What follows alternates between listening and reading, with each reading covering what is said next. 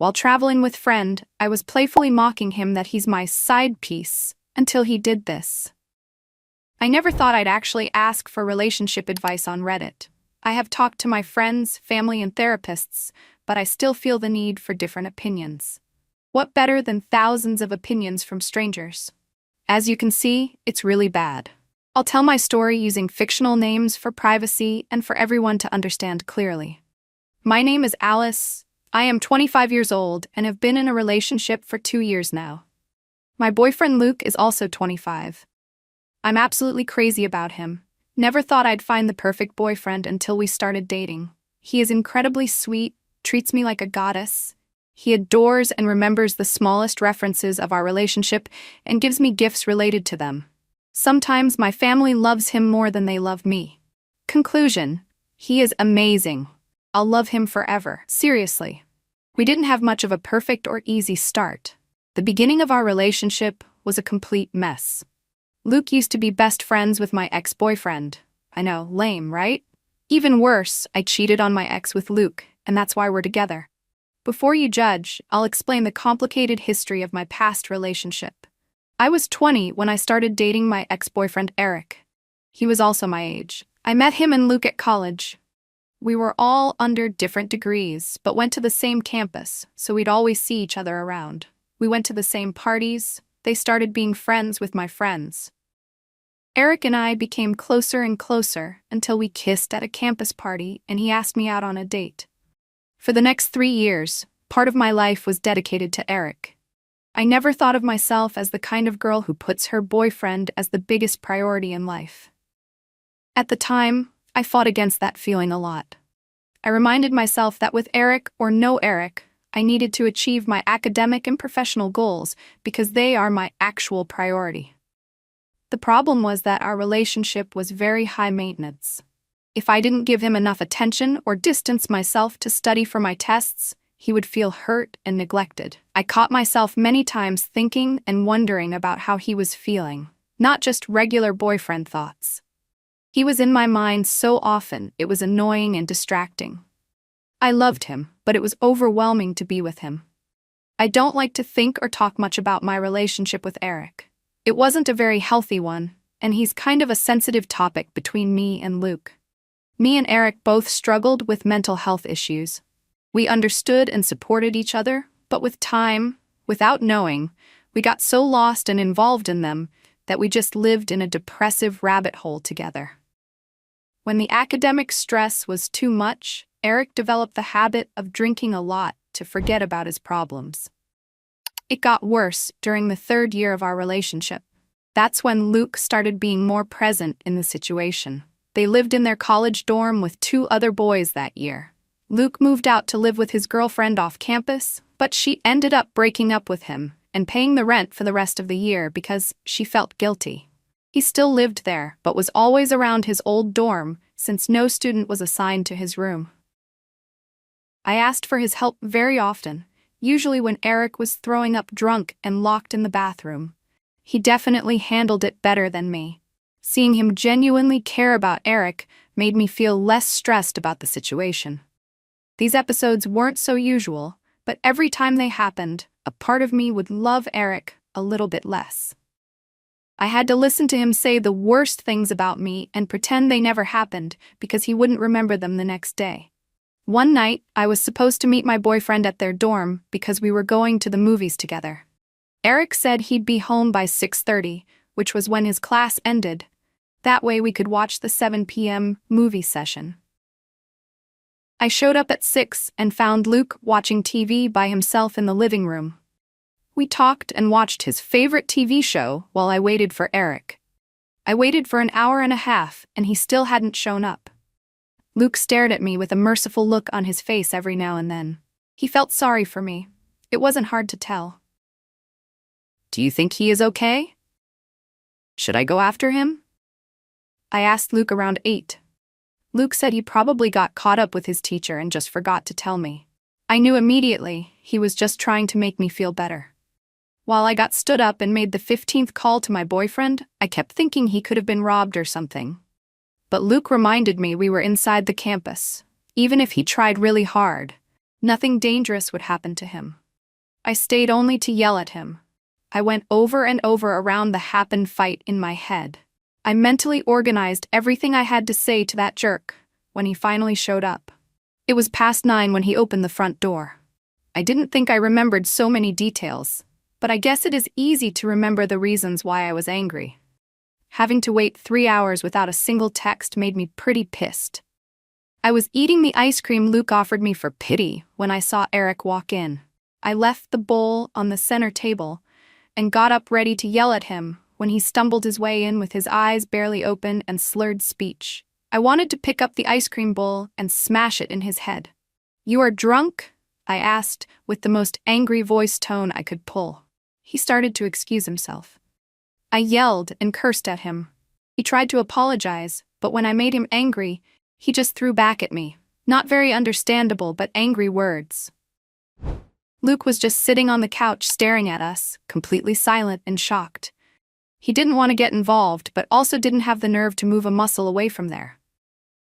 I couldn't stop anxiously yelling at Eric to a point he started walking towards his bedroom, pretending to ignore me.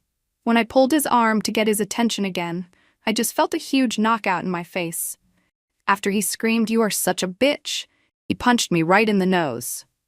I felt my blood pressure drop immediately.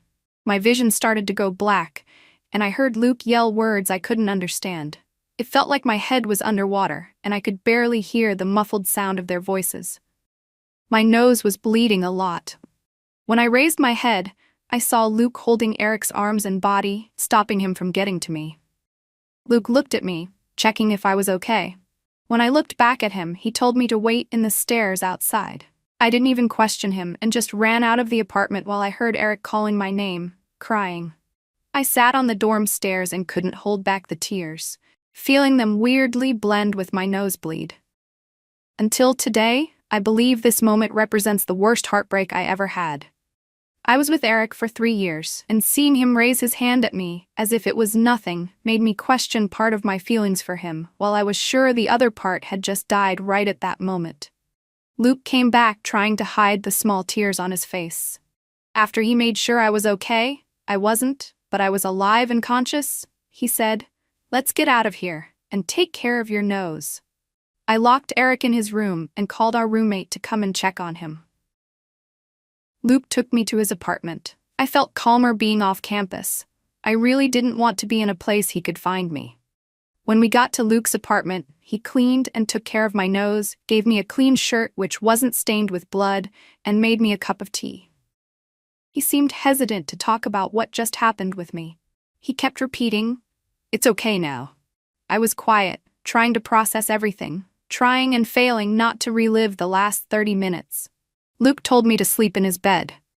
He offered to sleep on the couch, and I didn't argue. I started randomly crying while he was showing me where the extra blankets were. Luke sat by my side without saying a word and just hugged me. I cried for a very long time on his shoulder, but he didn't seem to mind. He asked if I wanted to watch a movie to get distracted, and I accepted. It definitely wouldn't have been able to sleep with the mess which was going on in my mind. I woke up the next morning on the couch with Luke's arm around me while I laid my head on his shoulder. We accidentally slept watching TV, but I felt safe and comfortable with his contact, so I didn't complain. I guess Luke wasn't feeling weird about the situation. He saw me more as a broken thing he needed to take care of than a girl he could actually get. It was good. I really needed a friend at that moment, so much I even spent the weekend at his apartment. Even with Eric begging me to let him in and talk at least. Luke said I could stay as much as I wanted, and what I wanted the most was to be away from Eric. That Sunday was my last night at Luke's. We ordered pizza and talked about the thousands of calls, texts, and everything else Eric did as a way to try to apologize to me. I didn't want to talk to him. Luke also thought it was a good idea not to. We spent all night talking. I was so used to his physical touch, it became natural in those couple of days, so we hugged a lot. We were cleaning up the kitchen when Luke said he thought Eric didn't deserve me and that he could never treat a woman the way Eric treated me.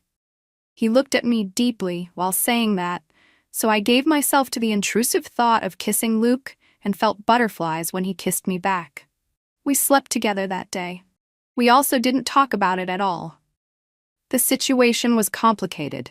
We both wanted to do it, but neither of us wanted to discuss how much we were affecting someone we both loved who had serious alcoholic problems. Speaking of Eric, his friends called his parents, who decided to check him into rehab. His mom called asking me to go with them on Monday. She said she understood what he had done to me, and she didn't expect me to forgive him.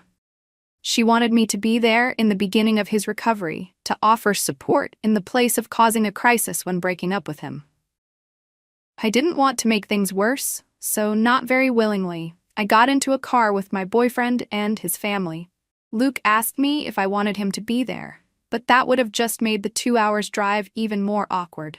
Our school was in a small city, so there weren't many nearby clinics pleasing enough to his parents.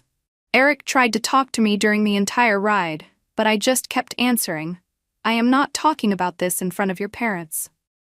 I was definitely breaking up with Eric. I just needed to wait for things to be stable in his life. While that happened, I just went to visit Days to catch things up and play cards with him.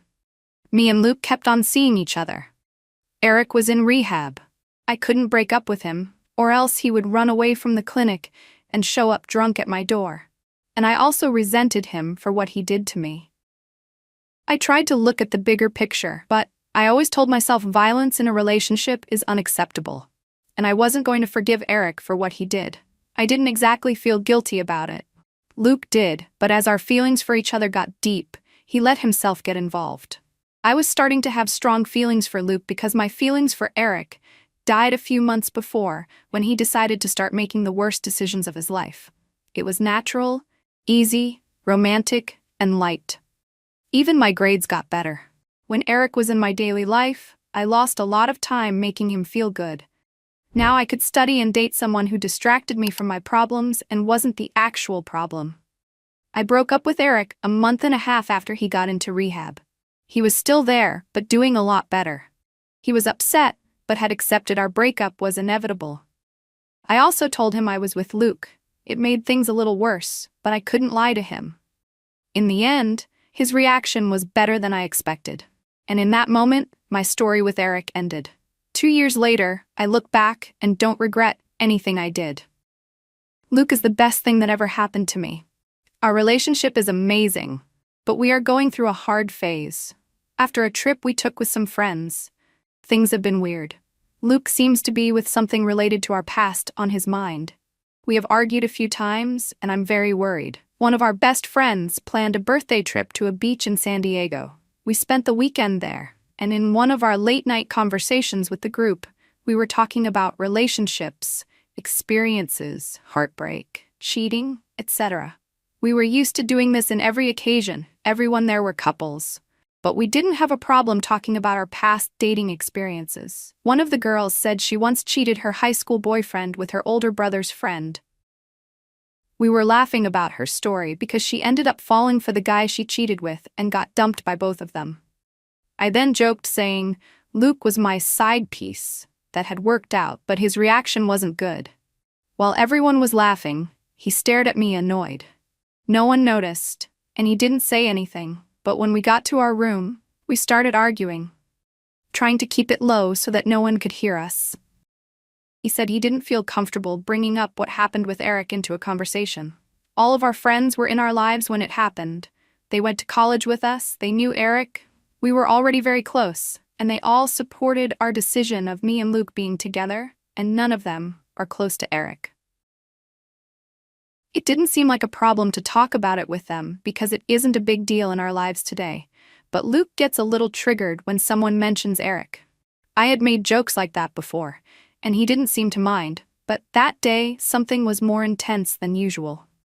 Luke said it's impossible to control the weight on his conscience when someone mentions Eric. He was like a ghost in his life. It seemed to him that I forgot and moved on completely while he was stuck in the morals of his head. He was also really angry with the term side piece I used talking about him. He doesn't want the beginning of our relationship to seem like an affair, which kind of was. That's probably why it bothers him so much. I guess he felt that way other times I mentioned Eric, but knowing Luke, He probably didn't say anything because he wants me to feel safe to talk about past traumas, especially since we were both there in this one. Either way, it's a tough subject for him.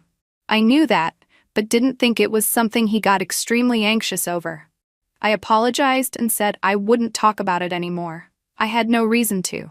He said it was fine, but he was still a little weird the next day, which was when we came home from the trip. On the road, a couple of friends came in our car, but in 1 hour they were dead asleep in the back seat, leaving me and Luke to the awkward silence and a song we could barely hear because of the low volume. I felt he was looking at me. I just kept looking forward and watching the road.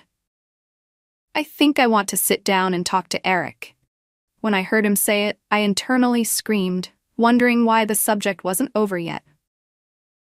I asked where this feeling was coming from and why. He just answered that he needed closure because he hasn't talked to Eric since the day he had a physical fight with drunk Eric to lock him in his room. He didn't want to make amends. He still wanted to keep Eric as a ghost from his past, but they apparently still had unfinished business. It's your decision. I'll support you either way, just won't talk to him. I finished the conversation.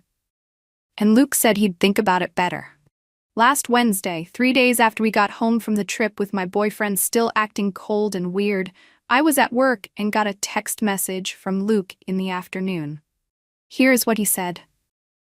Hey beautiful. How's your day going? I couldn't get my mind out of what we talked about at Sam's trip. After these few days, my mind seemed more organized, and I'm not that freaked out about it anymore. I'm sorry for being a jerk about this there, and making you feel bad. I forgot to tell you that in that morning, Alan asked me about Eric because he bumped into him in an event at our old college. He asked if I ever talked to him again. That just brought the whole thing back to my mind and ruined my day. I took it out on you, I'm sorry, and hope you can forgive me. You know how I feel about Eric. I don't want to know how he's doing or pretend what he did to you was fine. I'm not fine, and you shouldn't either. I have no interest in his life, but I can't keep feeling like shit every time I think about him. So I decided to contact him. I haven't yet, but I intend to. In respect for you, I won't talk about it if you don't want me to. I know you handle this a lot better than me, but you probably don't want to unnecessarily relive this, so just let me know. You went through a lot with him. I don't want to keep dumping this on you. I love you, okay? A lot. I'm making it up to it. Let's go to dinner tonight. Tell me what time you'll be home, please. Bye, my love. I texted him saying it was all fine, but I couldn't help worrying about this reunion. I know deep down in me that Luke will get somehow even more affected seeing Eric. It isn't a good idea in my opinion, and I will stay tense until Sunday, which is when they are going for coffee. Luke got his number with some guy from our old college. They talked and decided to meet. What are your opinions? Should I be worried? Should I go with him? I'm scared. Luke has been strange for days and my insecure self keeps thinking he'll break up with me, but because of guilt, I can't think straight about this anymore. Maybe he's acting like this because of the tension with seeing Eric. I don't know. He's distant, and I hope it doesn't get worse when he comes back from that date with Eric. I'll update as soon as I can. Update. Hey Reddit. I'm back with updates about my messy situation. Last time I checked in, my boyfriend Luke was meeting my ex-boyfriend Eric, who used to be his best friend.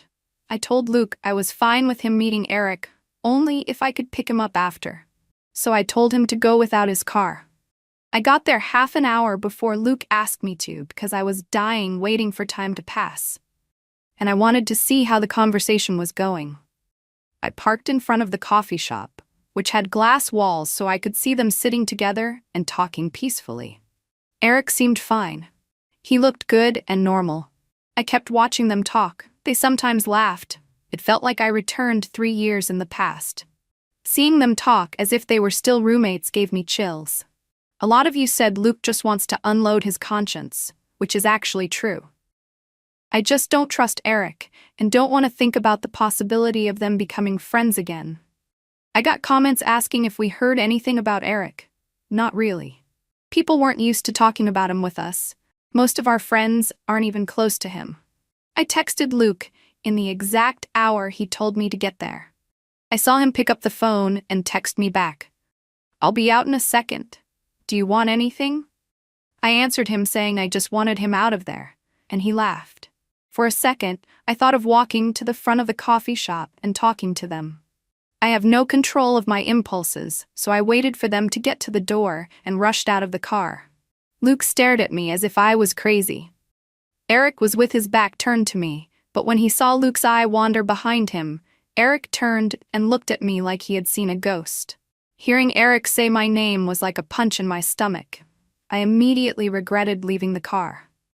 I said hello and asked how the talk was. They both agreed on, fine. They seemed fine. Eric started asking about my life and how I was doing. I just felt like I wanted to throw up, but instead I said, I'm sorry, I can't do this. Just wanted to say hello because it has been a long time since we've seen each other. Can we go, Luke? I looked desperate at my boyfriend, and he let out a quiet laugh. I'm sorry it's uncomfortable, I know. It's nice seeing you guys, Eric said, smiling. I kind of just wanted to punch him, but whatever. Luke and I said goodbye, but before we could leave, Eric started talking again. I'm sorry for everything, Alice. You didn't deserve anything of what I put you through. I hope you guys always stay happy. He expected some kind of answer, but Luke and I just stared at each other with blank looks on our faces. Then he simply smiled and walked away. You were very brave for doing this, Luke told me on the way to the car. I asked if he got the answers and closure he needed because I didn't want to go through that again. He laughed and said, I didn't have to worry about that anymore. What could have they talked about? Luke didn't give me much hint, but he led me to understand he never reached out to Eric because if Luke had to see him, he'd fight him again, except harder, for what he did to me. During the years when he thought about Eric, he just thought about fighting him and somehow making him pay for all the pain he caused in our lives. But he felt tired of those angry feelings coming and going back around. That was his way of dealing with them. It has been 2 days since they talked, and things have apparently come back to normal. A part of me will keep wondering if Eric will contact him back and if Luke will answer. But I'll keep the paranoid thoughts to myself because I don't want to hear that name ever again.